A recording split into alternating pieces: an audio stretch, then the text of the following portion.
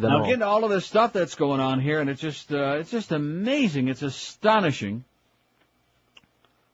what a jackass Howard Stern turns out to be. And like I said, he could have, the very first week, the guy called his show, that kid Scott. He called his show.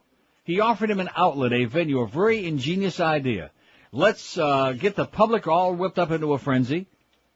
Let's get a million signatures and have them all send letters to their, send all the lists of signatures to congressmen and senators. And during this election year, let people understand that we're not going to take all of this made up as we go along censorship laying down. People are pissed off about it. But no. And we gave it a little bit of a shot here in our own little corner of the world, and I realized, who the hell am I kidding, Mm-hmm. He could have done it on 30-some-odd stations in all the major markets in the country, except this one, and didn't do it. And maybe some of this today will explain to you why. I mean, the one thing that bothers me a lot, just drives me up the wall, is people with big egos. You know what I mean? Absolutely. Right.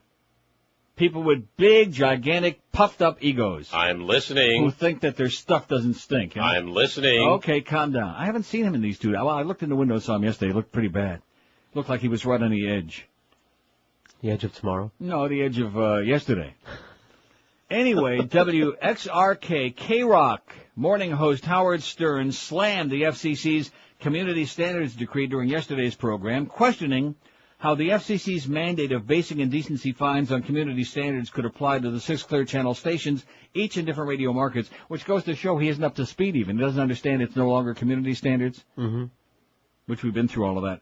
Anyway, the broadcast aired on April 9, 2003, broadcast of the Howard Stern Show, and a complaint lived only in one of those markets, Miami, as we know. No one else complained in all those other markets, Stern said. Since it's based on listener complaints, why then do they find you in other markets for the broadcast?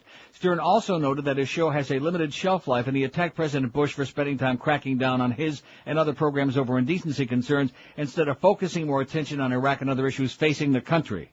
Meanwhile, I want you to listen to this carefully now, especially that last sentence this is building. It sounds pretty promising here so far. Meanwhile, co-host Robin Quivers implored listeners and others in the entertainment industry to join their fight.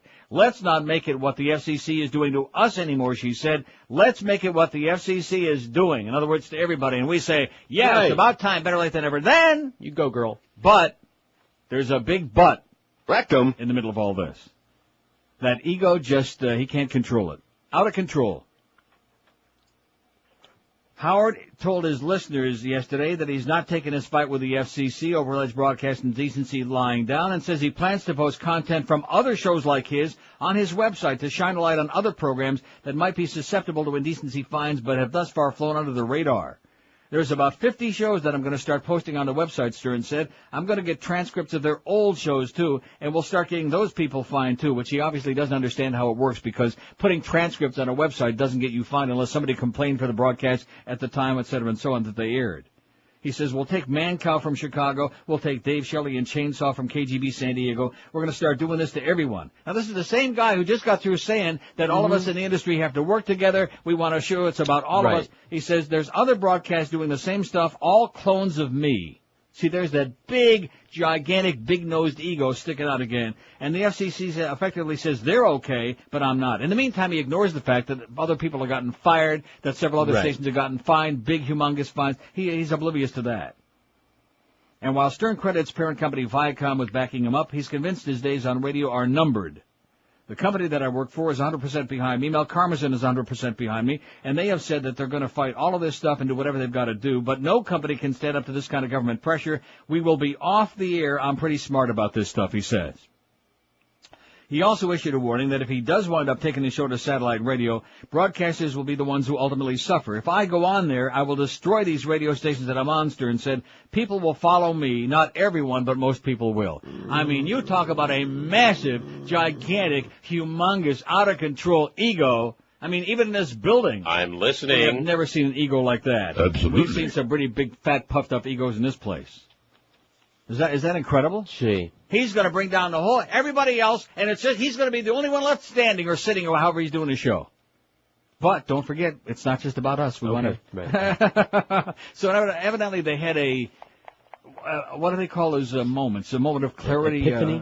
Right. Just a very brief moment of clarity. And then all of a sudden, that big, fat, pompous ego came back in there again. It's all about Howard. And where's Howard going to be? And he's going to be on satellite. And then everybody's going to go out and buy satellite radio and et cetera. I got mine on order. Oh, yeah. I ordered 10.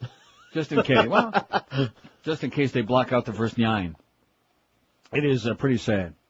So that's the reason that all of this crap continues going on. I mean, and the same with Rush. Rush is too busy, telling about how John Kerry, smoked dope or something. Yeah. I mean, there are the people who have the nationwide audience who could be doing something positive about this stuff. Are you sure? And instead it's like, well, I'm going to bring everybody else down. I'm going to go on XFM or X, whatever that thing is. It's tragic is what it is. Yeah. Major pompous ass. Oh, I'm sorry, major pompous hole.